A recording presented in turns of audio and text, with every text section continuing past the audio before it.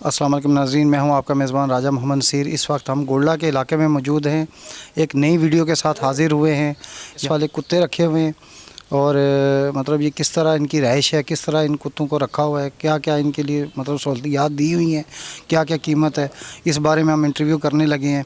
गोल्डे के खान हैं, इनसे हम इंटरव्यू करेंगे। आइए चलिए हम आपको ये वीडियो दिखाते हैं और आगे देखिए, आप इनसे बातचीत करते हैं। खान साहब मौजूद हैं यहाँ पर, इनसे बातचीत करते हैं और इनकी डिटेल कुत्तों की जानते हैं कि इन्होंने रखे हुए हैं, कब से रखे हुए हैं, कितने अरसे से, इनको शौक़ कैसे पैदा हुआ। आए चले इन्हीं की ज़ुबानी सुनते हैं जी। अस्सलाम वालेकुम। वालेकुम सलाम जी। नसीर भाई कैसे हैं आप? ठीक हैं सर? जी शुक्र है अल्लाह का, ठीक ठाक। आप सुनाएं, से ठीक है? आप ठीक हैं? जी अल्लाह का बड़ा शुक्र, बिल्कुल ठीक। अच्छा, नाम बताएं पहले अपना। जी मेरा नाम मोहसिन खान है सर। मोहसिन खान। अच्छा मोहसिन भाई, मुझे ये बताएं कि ये डेरा आपने कब से रखा हुआ है और ये कुत्तों का शौक़ आपको कैसे पैदा हुआ? नसीर भाई, कुत्तों का जो शौक़ है वो तो हमें बहुत ही पुराना है। तकरीबन 40 से 45 साल हमें हो गए हैं। जो मेरे बुज़ुर्ग थे, बड़े बुज़ुर्ग, मेरे बड़े नाना अबू खान अल-इदाद खान ऑफ गोल्डा शरीफ, ये बेसिक जो शौक़ है ये उनका शौक़ था। तो फिर उसके बाद मेरे छोटे नाना अबू खान अशरफ खान साहब, ठीक है जी, फिर मेरे मामू लोग, मेरे अब्बू लोग, फिर उन्होंने किया, फिर उसके बाद हम लोगों ने किया, फिर अब ये मेरे छोटे भाई हैं, कज़न हैं, ये भी हमारे साथ करते हैं। तो बस तकरीबन 45 साल से ना हमारा ये मतलब नेक्स्ट जनरेशन में ट्रांसफ़र होता जा रहा है और बढ़ता जा रहा है। तकरीबन हमें 45-50 साल हो गए जी। ठीक हो गया। अच्छा मुझे ये बताएंगे कि ख़ानदानी ये शौक़ है और ये तो कोई मतलब मैं तो कहूँगा कि ये नवाबों वाला शौक़ है, क्योंकि इनके जो ख़र्चे हैं, इनका रहना, रहाइश, हर चीज़ इस पे तो मतलब बड़ा ख़र्चा आता है। आम तो नॉर्मल बंदा ये कर भी नहीं सकता। तो आप है ना इसको कैसे कंटिन्यू रखे हुए हैं? बस नसीर भाई, जो असल बात जो ये है ना कि वो हमें शौक़ ज़रूरत से ज़्यादा है। तो हम कुछ भी करें, काम करें ना करें, पढ़ाई करें ना करें, हम लेकिन हमने ये लाजमी करना है। हाँ, वो कहते हैं ना शौक़ का कोई मूल नहीं है। तो ये देखें ज़रा कि इन्होंने मतलब ये कह रहे हैं कि हमने जैसे भी करें इस शौक़ को हमने जारी रखना है और इसको मतलब जो है ना, जो बाप दादा का जो चलता आ रहा है, इसको हर हाल में कंटिन्यू रखना है। तो कुछ थोड़ी सी डिटेल हमें ये बताएं कि कुत्ते आप कहाँ से लाते हैं, इनकी एज ये मतलब का बारे में कैसे पता चलता है, क्या करते हैं, और रेस के बारे में भी थोड़ा सा डिटेल में हमें बताएंगे जी। असल में नसीर भाई, जो कुत्ते होते हैं वो कैटेगरीज़ होती हैं। एक इंपोर्टेड कुत्ते होते हैं, उसके बाद कंट्री ब्रीड कुत्ते होते हैं। जो इंपोर्टेड कुत्ते होते हैं वो हमें बाहर से इंपोर्ट करने पड़ते हैं, जैसे England, Ireland, Holland, America, Australia, इन ममालिक से कुत्ते जो है इंपोर्ट होते हैं, ठीक है। उसके बाद जो कंट्री ब्रीड कुत्ते होते हैं, जो हमारे पास होते हैं ना इंपोर्टेड कुत्ते, उनको हम ब्रीड करवाते हैं। उनकी नस्ल वो क्रॉस करके तो उनकी नस्ल आगे चलाते हैं। बिल्कुल। हमारे पास ब्रीड के लिए कुत्तियाँ मौजूद होती हैं, ब्रीड के लिए कुत्ते मौजूद होते हैं। फिर हम उनका आपस में मैच करते हैं, उनकी पेडिग्री सारी निकाल के मैच करते हैं, उनका पूरा बायोडाटा निकालते हैं, ननियाल, ददयाल, ये वो सारा चेक करके उसके बाद उनका मैच बना के फिर हम ब्रीड करवाते हैं। वो चेक करते हैं सारी इनकी नस्ल से। और ये इससे क्या क्या होता है तलक मतलब नस्ल से, कि जो नस्ली कुत्ते होते हैं वो अच्छा दौड़ते हैं, क्या मतलब क्या सिस्टम, क्या चक्कर होता है इनका? जी, इसका जो सारा दारोमदार है ना जी, वो नस्ल पे है। बाकी हर इंसान ने कुत्ता रखा होता है। तकरीबन आप इस वक्त जो मेरे ख्याल से पाकिस्तान में ना बहुत थोड़ा भी हुआ तो 700-800 ग्रे हाउंड अभी मौजूद है जो दौड़ने की पोजीशन में, ठीक है जी, पंजाब का, इधर खिताब पठवार का। लेकिन आप देखें कि उनमें से कुछ ही होते हैं जो मतलब बहुत अच्छा परफॉर्म करते हैं, वो सारा नस्ल पे होता है। अगर आपकी नस्ल अच्छी है, आपका जो मैच है वो बहुत अच्छा मैच बना है, तो तब आपका ग्राउंड इस काबिल बनेगा कि वो अपना नाम निकाले, आपको विन करवाए रेस। बाकी तो मतलब 600-700 कुत्ता है, ठीक है, वो इसी वजह से मार खा जाते हैं। कुछ लोगों की प्रैक्टिस नहीं होती, कुछ लोगों का मैच अच्छा नहीं होता, कुछ होते हैं जो नस्ल की वजह से भी जो है जी, नस्ल का बहुत अमल दखल होता है। नस्ल का बहुत फ़र्क पड़ता है। अच्छी नस्ल की ग्राउंड होना, कुत्ती होना, बेच होना और सायर उस पर अच्छा आना, ये बहुत बड़ी बात होती है। तब भी आपका ग्राउंड परफॉर्म करता, नहीं तो नहीं करता। अच्छा, ये रेस जो आप कुत्तों को लेके जाते हैं तो ये मतलब कहाँ लेकर जाते हैं? ये नसीर भाई पूरा पाकिस्तान समझ लें आप, मतलब खिता पठवार में होती हैं रेसें, पठवार के हर गांव में, ठीक है जी, ददोछा, कलर सईदा, सदा कमाल, समोट, मटोर, कश्मीर, खटार तक, ठीक है जी। फिर उसके बाद मंदरा, तो फिर उसके बाद आ जाता है पंजाब में तकरीबन हर चक में होती है। ये सरगोदा, फैसलाबाद, बलवाल, ये वो मतलब पंजाब के हर साइड आप कह सकते हैं। फिर उसके बाद हमारे पास थल का एरिया है, हैदराबाद, लिया, डोडा थल, इस तरह के एरियाज़ हैं, उधर भी होती हैं। बस कुछ चंद ही एरिया हैं जहाँ पे नहीं होती, जैसे कराची, मुल्तान टाइप इस तरह के एरिया हो गए, इधर नहीं होती। बाकी तकरीबन हर साइड ही होती है। अच्छा, कैसे मतलब ये आपका जो ये कोई ग्रुप बनाया हुआ है या क्या, ये क्या नाम है ग्रुप का? जी, हमारा ये देखें जी, हर किसी का अपना ग्रुप होता है। जो हमारा ग्रुप है वो है छीना अवान क्लब गोल्डा। ठीक है जी। छीना बरादरी है, वो हमारे बुज़ुर्ग हैं, हमारे चाचा हैं, चाचा शेरदिल छीना साहब, वो उधर थल के हैं, उनका और हमारा एक ग्रुप है, जिस वजह से इस ग्रुप का नाम छीना अवान क्लब गोल्डा है। और बाकी मुख्तलिफ ग्रुप हैं, जैसे मतलब आप कह सकते हैं कोलियाँ शाह हुसैन ग्रुप, अंजरा सरदार ग्रुप, उसके बाद इस्लामाबाद कुसार ग्रुप, इस तरह के बेशुमार ग्रुप्स हैं, 20-25 ग्रुप हैं पंजाब के और इधर थल। अच्छा, ये रेस जो होती है तो इस किस तरह इनविटेशन आपको आता है, क्या करते हैं, अरेंजमेंट क्या होती है, ये भी थोड़ा सा आवाम को डिटेल से बता दें। इनविटेशन इस तरह होता है ना नसीर भाई कि जिस बंदे ने या जिस ग्रुप ने रेस करवानी होती है ना जी, वो अपना ऐड जो है वो फेसबुक पे अपलोड कर देते हैं, और उसके बाद वो शिकारी हजरात के साथ राब्ते में भी होते हैं। जैसे मेरा कोई दोस्त हुआ, आपका कोई दोस्त हुआ, इसका कोई दोस्त, वो फिर फ़ोन पे भी बताते हैं कि हम रेस करवा रहे हैं, इस डेट को रेस करवा रहे हैं, आपने आना है। और फिर वो अपना जो होता है ऐड वो फेसबुक पे अपलोड भी करते हैं, व्हाट्सएप ग्रुप्स में अपलोड करते हैं। ठीक है जी। उस थ्रू पूरे पाकिस्तान में जो जितने भी शिकारी हजरात होते हैं उनको पता चल जाता है कि फ़लाँ डेट को फ़लाँ जगह पे रेस हो रही है। और दावत आम होती है, मतलब किसी को इनवाइट करने की ज़रूरत नहीं पड़ती कि आपने आना है। ये नहीं होता कि अगर इनवाइट नहीं किया तो लोग नहीं आएंगे, हर बंदे ने जाना होता है, बस पता होना चाहिए कि फ़लाँ जगह रेस है। अच्छा, कैसे पता चलता है कि आपको एंट्री करानी पड़ती है या क्या होता है? उनसे रब्ता करते हैं कि भाई हमने आना है और हमारी भी जगह रखें, ये क्या किस तरीके से करते हैं? ये इस तरह होता है जी कि कुछ लोग जो होते हैं वो दूर से आए होते हैं, उनके पास रहाइश का बंदोबस्त नहीं होता, फिर वो आने से पहले कॉल करके बताते हैं कि यार हम आ रहे हैं, हम इतने बंदे हैं, आपने हमारी रहाइश का बंदोबस्त भी करना है और हमने इतने कुत्ते इंटर भी करने हैं। तो फिर वो जो इंतज़ामिया होती है, जो रेस करवा रहे होते हैं, मेज़बान होते हैं, वो फिर उनका रहाइश का भी बंदोबस्त करते हैं। फिर वो उनको बता देते हैं जी कि हमने आपका बंदोबस्त कर लिया है, आप आसानी से आएँ, कोई मसला नहीं, आप रेस में शिरकत करें। इस तरह की होती है। ठीक हो गया। अच्छा, ये इन कुत्तों की खिदमत कैसे करते हैं, ये खाते क्या हैं, एक कुत्ते पे मतलब कितना खर्चा आता है, और ये मतलब ये किस तरह इनकी वो अरेंजमेंट करते हैं? खिदमत तो नसीर भाई इनकी बहुत होती है, सुबह से शाम तक इनकी खिदमत ही होती रहती है। ठीक है जी। सुबह 6 बजे आपने उठना है, 5 बजे उठना है, इनको वॉक पे लेके जाना है। ठीक है जी। फिर आपने अपने ग्राउंड के हिसाब से उसको वॉक करवानी है। जैसे कि आपके कुत्ते को वॉक की ज़रूरत है तो आप उसको 6 किलोमीटर, 7 किलोमीटर, 10 किलोमीटर तक आपने उसको वॉक करवानी है, मतलब ये आपकी ज़रूरत तक है। फिर जी उसके बाद हमारे दिन का टाइम होता है, फिर इनको सर्दियों में धूप शूप पे बिठाना होता है, सन बाथ देना होता है। ठीक है जी। फिर पानी वगैरह, सुबह इनका नाश्ता। ठीक है जी। फिर जैसे ही टाइम गुजरता है, फिर शाम को 2:30-3 बजे, 3:30 बजे फिर इनको लेके जाते हैं बाहर। ठीक है जी। फिर इनकी वॉक होती है 2 किलोमीटर, 3 किलोमीटर नॉर्मल, जिसने मतलब सुबह वॉक की होती है वो शाम को नहीं करता। तो फिर उसके बाद इनकी मालिश होती है, घंटा डेढ़ इनकी मालिश करनी पड़ती है, इनको दबाना पड़ता है। फिर उसके बाद मसल रिलैक्सेंट होते हैं हमारे पास, उससे लोशन वगैरह, ट्यूब वगैरह, उससे इनको रिलैक्स करते हैं। फिर आधा घंटा रेस्ट दे के फिर इनको खाना डालते हैं। खाना जो इनकी जो बेसिक खुराक है वो गोश्त है। फिर उसके बाद गोश्त के बाद हमारे पास इंपोर्टेड खुराकें भी आती हैं, जैसे रॉयल कैनन फीड है, गेन फीड है, ऑस्ट्रेलियन फार्मूला है, इस तरह की बेशुमार फीडें हैं। ये बाहर से मंगाते हैं फीड या यहीं से आसानी से मिल जाती है? कुछ फीडें हैं जो बाहर से मंगवानी पड़ती हैं, लेकिन यहाँ पे बहुत सारे डीलर हैं जो कंटेनर्स मंगवाते हैं अपने, मतलब जैसे कोई शॉप बनाई हुई है लोगों ने इस तरह ना, तो उनसे हमें आसानी वहाँ से परचेज कर लेते हैं। हम इधर पाकिस्तान से परचेज करते हैं आसानी से। पाकिस्तान से परचेज जी, कर लेते हैं जी। या इस्लामाबाद में यहाँ से कहीं से मिल जाते हैं आपको नज़दीक? जी, इधर हमारे F10 में भी एक शॉप है, अच्छी शॉप है, F11 में एक शॉप है, वहाँ पे भी आपको आसानी से मिल सकती है।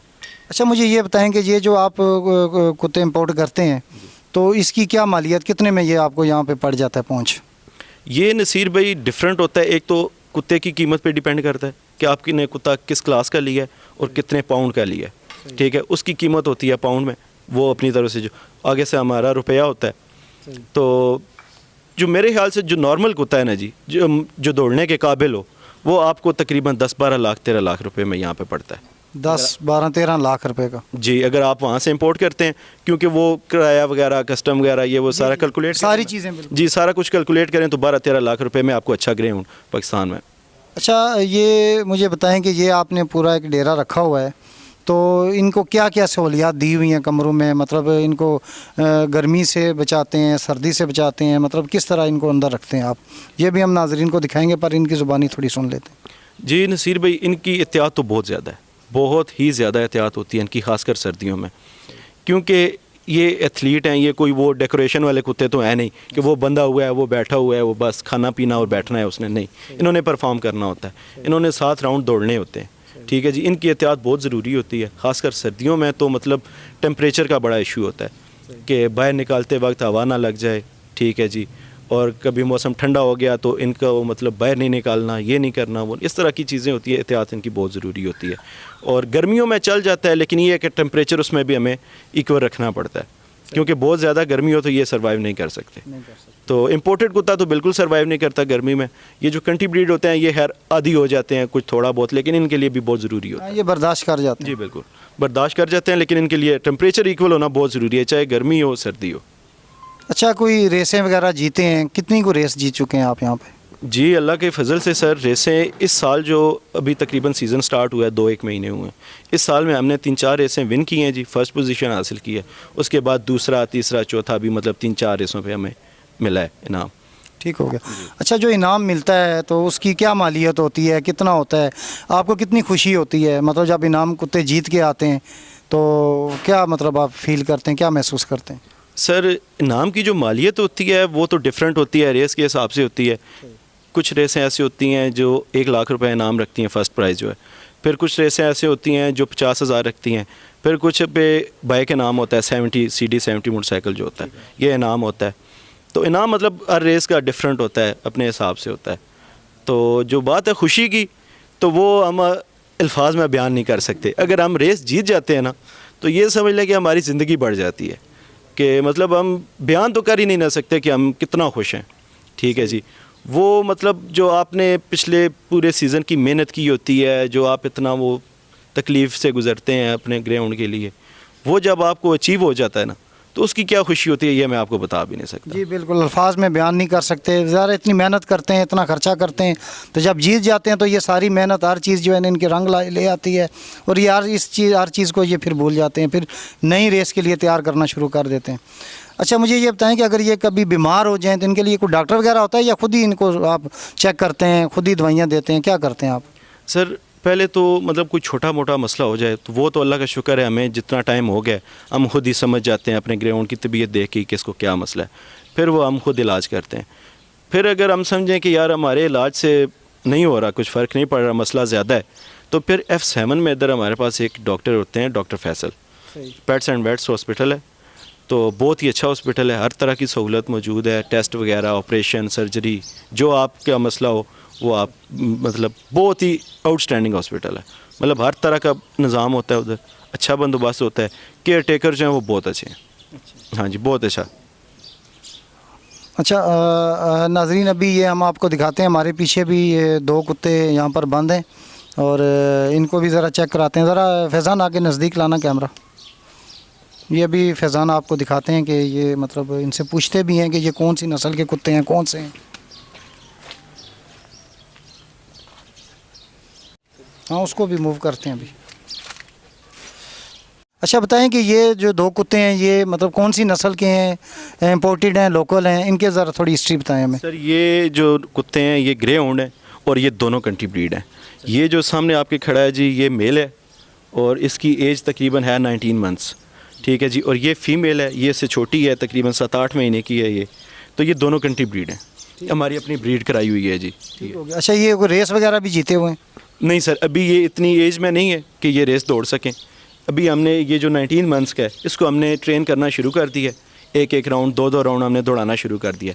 जब ये 2 साल से अबव होगा तब ये इस काबिल होगा कि ये पूरी रेस दौड़ सके और जीत सके। ये कम से कम 2 साल से स्टार्ट करता है, तो ये कितने अरसे तक रेस कर सकते हैं? सर जो फीमेल होता है वो तकरीबन 1.5 साल से स्टार्ट हो जाता है और जो मेल होता है वो 2 साल से स्टार्ट होता है। जो मतलब इनका जो पीरियड है ये आपकी जो है वो मतलब वो प्रैक्टिस तक है, संभाल तक है, आप कितना अच्छा उनको खुराक देते रहें, किस तरह उनको संभालते रहें, कोई इंजरी ना हो कुत्ते को, फिर वो उस तरह ज़्यादा से ज़्यादा दौड़ते हैं। मतलब 5 साल मेरे ख्याल से ना 5-5.5 साल तक कुत्ता दौड़ सकता है। 5-5.5 साल तक दौड़ सकता है। तो उसके बाद क्या करते हैं जब ये फारग हो जाते हैं? तो फिर उसके बाद कुछ लोग ब्रीड के लिए रख लेते हैं। ठीक है, फिर हमारे इलाके में देसी शौक भी होता है, जैसे ये खुले खरगोश पे कुत्ते छोड़ना, शिकार करना। मतलब शिकारी मतलब जो ले जाते हैं या शिकार करवाते हैं इनसे, या ब्रीड करने के लिए रख लेते हैं? जी ये जो हमारे जो देसी लोग होते हैं ना जी, जो शिकार करते हैं, जिसे हम अपनी ज़ुबान में खत्ते का शिकार कहते हैं, वो लोग इस तरह भी करते हैं कि कंट्री ब्रीड मेल से भी ना वो ब्रीड करवाते हैं। वैसे जो हमारे रेस वाले हैं वो तो सिर्फ इम्पोर्टेड से ब्रीड होती है, लेकिन वो जो लोग हैं देसी लोग, वो इनसे भी करवाते हैं। तो हमारे कुछ चंद दोस्त अहबाब हैं जो हमसे कुत्ते ले जाते हैं, अपनी ब्रीड भी बना लेते हैं और उसके बाद अपना शिकार भी करते हैं, शौक़ पूरा करते हैं। तो हमारे दोस्त हैं, उनके पास हम भिजवा देते हैं। जी जी, ठीक हो गया। अच्छा, ये 2 कुत्ते इन्होंने बाहर निकाले हैं, वाक के लिए लेके जा रहे हैं।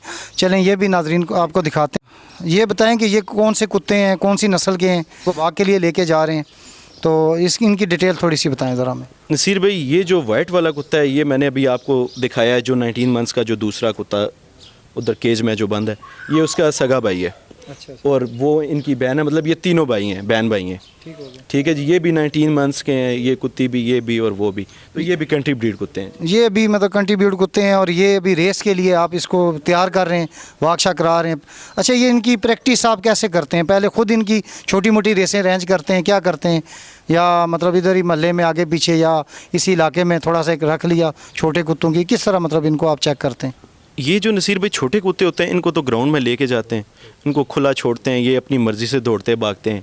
ठीक है, फिर जब हमारा कुत्ता जैसे ये है 19 मंथ्स का हो गया, इसको हमने ट्रायल देना होता है। इनकी प्रैक्टिस जो है वो चलाना होता है, वाक होती है, उसके बाद ट्रायल होते हैं। ट्रायल जिस ग्राउंड में रेसेस होती हैं उसी ग्राउंड में ट्रायल भी होता है। जिस तरह रेस होती है ट्रायल भी वही होता है।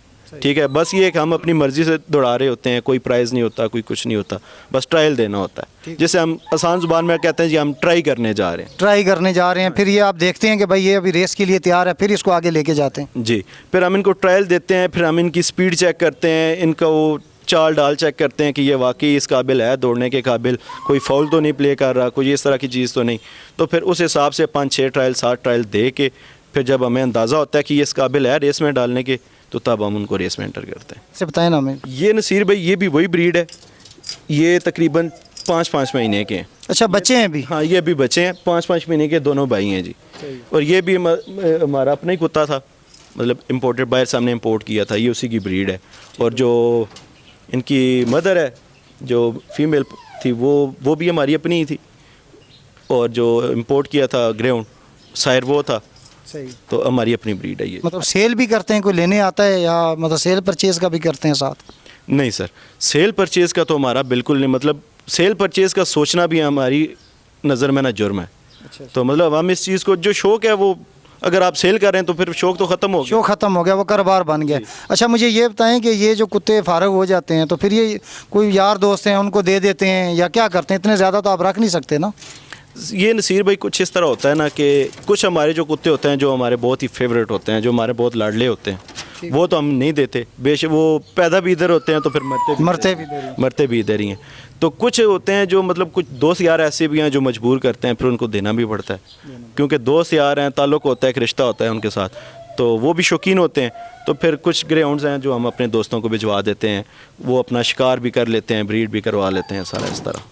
तो फिर हम काट देंगे, जो फालतू होगा वो सारी हम निकाल देंगे, कोई मसला नहीं है। जी नाजरीन, ये मतलब इनके लिए इन्होंने रिहाइश बनाई हुई है जहाँ पर रज़ाइयाँ वगैरह लगी हुई हैं और खाने पीने का भी बंदोबस्त अंदर ही है। तो ये कौन सी नस्ल का है जी कुत्ता जो हमारे पास जो ये खड़ा है? ये नसीर भाई, ये भी कंट्री ब्रीड है, ये भी हमारी अपनी ब्रीड है। हमारा जो सायर था वो हमारा हमने इम्पोर्ट किया था, तो जो मदर है इसकी वो भी हमारे पास मौजूद थी पहले से, तो हमने मेट करवा के तो ये ब्रीड हमने हासिल की है जी। ठीक हो गया।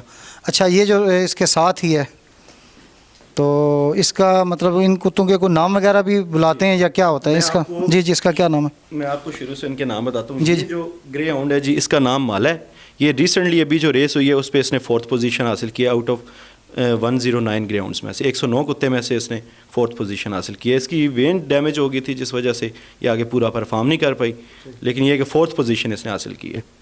तो ये जो इसका क्या नाम है? इसका नाम है जी अनोखा लाडला। ठीक है जी, ये हमारा बहुत ही फेवरेट और बहुत ही मतलब आप इसे रनिंग मशीन कह सकते हैं। अच्छा। ठीक है जी, ये अभी तो खैर इसकी एज फैक्टर है, थोड़ा सा एज ज़्यादा हो गई है। जब ये अपनी जवानी में था तो इसने रेसेस जीती थी और बहुत अच्छी रेसेस जीती थी और बहुत स्पीड स्टार था ये। सही है। फर्स्ट भी आया है ये? जी, ये 2 दफ़ा फर्स्ट भी आया है जी। इसने 1 to 5 बाइक भी जीता हुआ है जी और एक कैश प्राइज़ भी जीता हुआ है। बिल्कुल।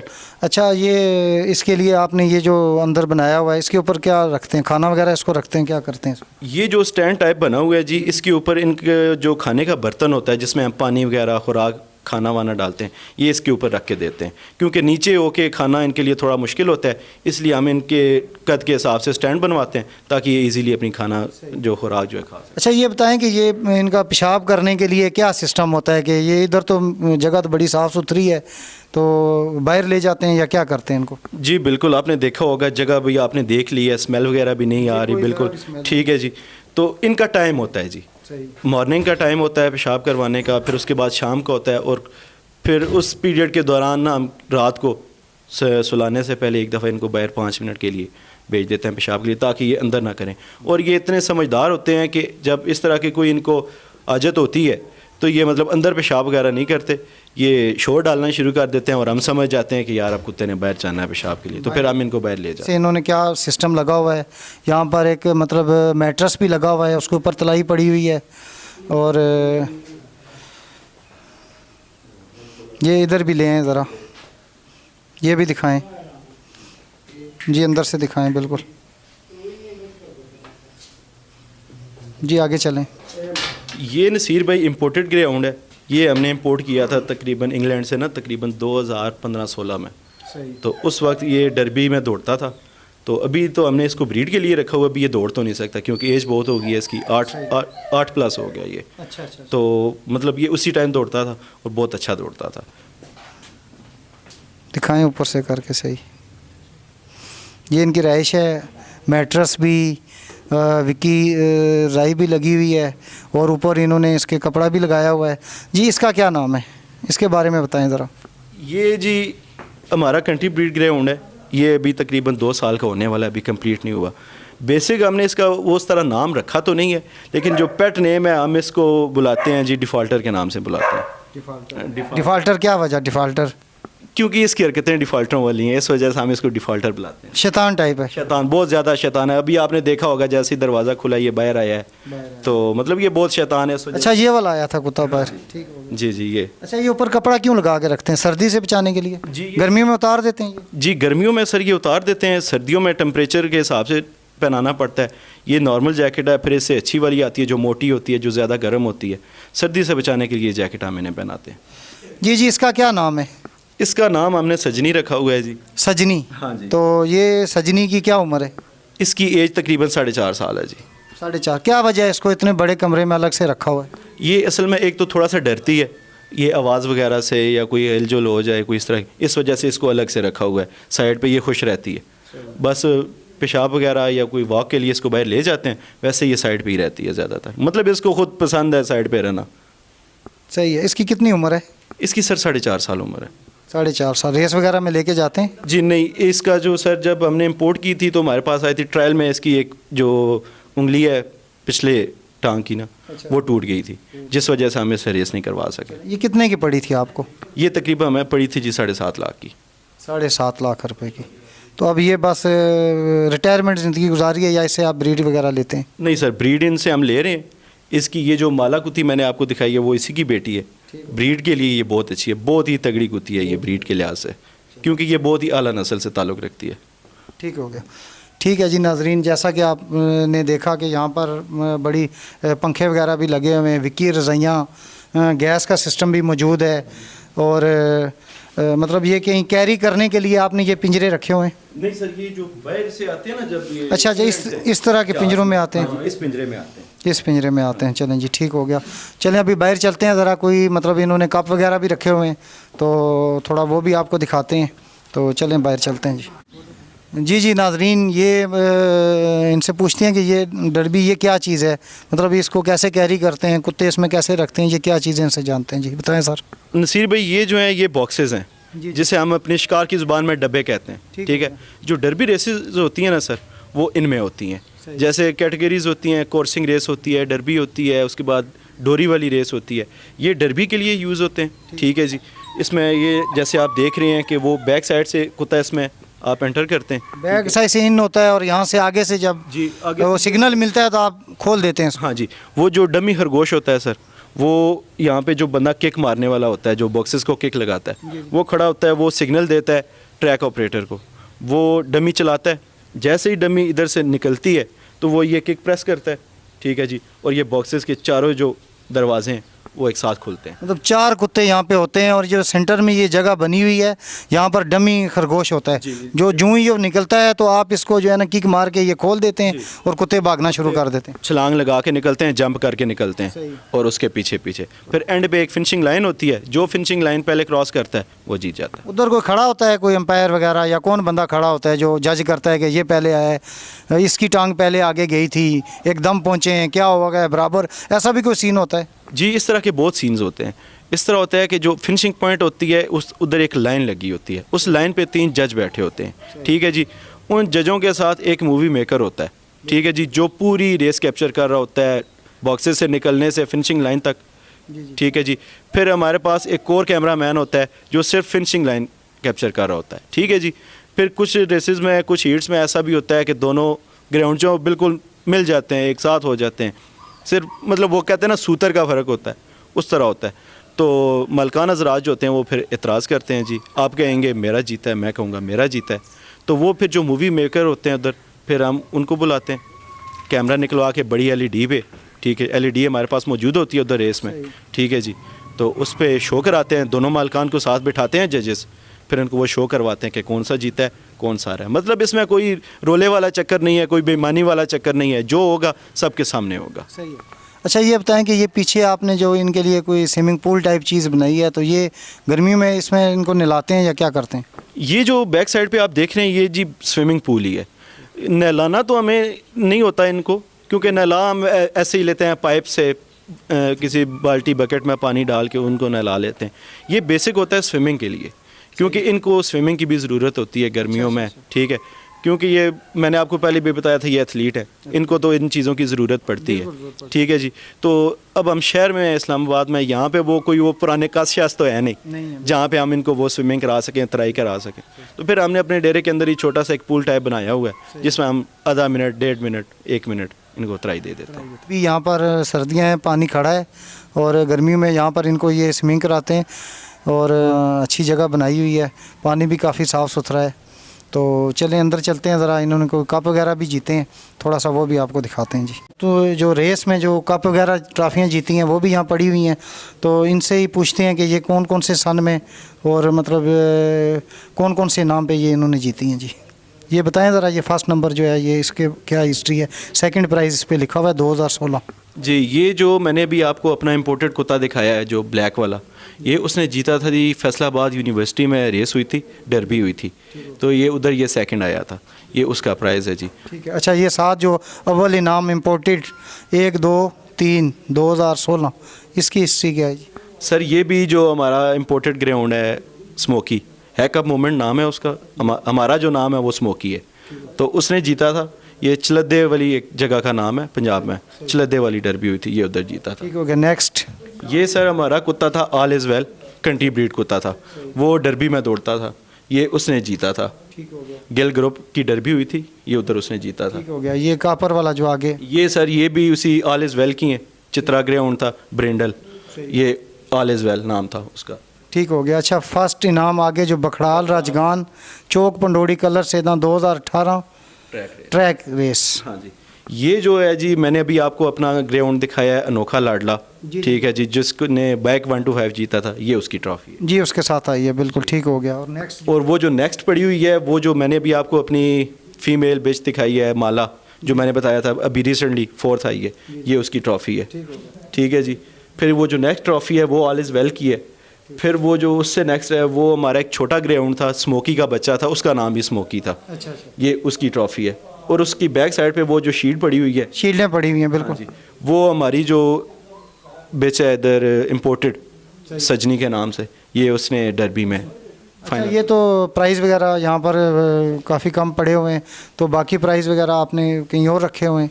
जी, बाकी प्राइस ये होता है ना जी कि हमारे जैसे ये छोटे भाई हैं, छोटे कज़न हैं, वो जो भी देखता है कहते हैं जी ये ट्रॉफ़ी मैं लेके जाऊँगा, वो कोई हमारा दोस्त आ जाता है, हमारे जैसे ये बच्चे हैं छोटे, तो ये अपने अपने ले जाते हैं, इनको शौक़ होता है ट्रॉफ़ी का, ये पिक्चरें वगैरह बनाते हैं, ये अपने अपने रूम्स में इन्होंने रखी हुई हैं। तो ये कुछ हमारे पास बची पड़ी हुई थी जो हमने इधर रख ली है, बाकी नहीं तो ये भी ये लोग उठा के ले। जी नाज़रीन, जैसा कि आपने देखा, पूरा हमने आपको इस एरिया का विज़िट कराया, सारे कुत्तों के बारे में पूरी डिटेल से आपको बताया। जो भी इनके मतलब कज़न हैं, रिश्तेदार हैं, जो भी हैं, उनको भी ज़रा नाम डिटेल से मुझे बताएं। जी सर, जैसा कि मैंने पहले भी आपको बताया, जो हमारा ये स्टार्ट है ना जी, वो मेरे बड़े नाना अबू से, खान अली दाद खान साहब से। उसके बाद मेरे छोटे नाना अबू खान अशरफ खान साहब थे जी। फिर उसके बाद जो मेरे मामू हैं, जो मेरे उस्ताद भी हैं, जो बहुत ज़्यादा शौकीन हैं, वो साकिब खान गोल्ला, वो मेरे मामू हैं, मेरे उस्ताद हैं, उनको बहुत ज़्यादा शौक़ है जी।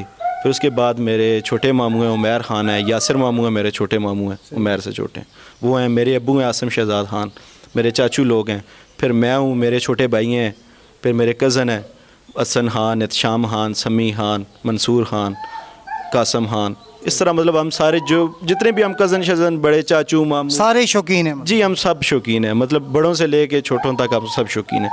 इवन के मेरा जो 3 साल का कज़न है, चाचू का बेटा, वो भी बहुत बड़ा शौकीन है।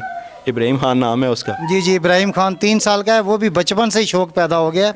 तो ज़ाहिर है नस्ल दर नस्ल चलता आ रहा है। तो ठीक है सर, बहुत बहुत शुक्रिया। आपने हमें से विज़िट कराया, हर चीज़ देखी हमने, कि हमें बड़ा मतलब अच्छा लगा। फ़र्स्ट टाइम हमने ये वीडियो आपकी रिकॉर्डिंग की है, तो बहुत बहुत शुक्रिया। नहीं नहीं सर, शुक्रिया की कोई बात नहीं। मेरे लिए ऑनर की बात है कि आप लोगों ने इतना टाइम निकाला है। आप सारे भाई मेरे पास आए हैं, अपने कीमती वक्त से आपने वक्त निकाला और मेरा चैनल दिखाया है, मेरे लिए बहुत बड़ी बात है सर। और कैमरामैन हाफ़िज़ फैज़ान को इजाज़त दीजिए। देखते रहिए हमारा चैनल आप टुडे। मिलते हैं अगली वीडियो में। अल्लाह हाफ़िज़।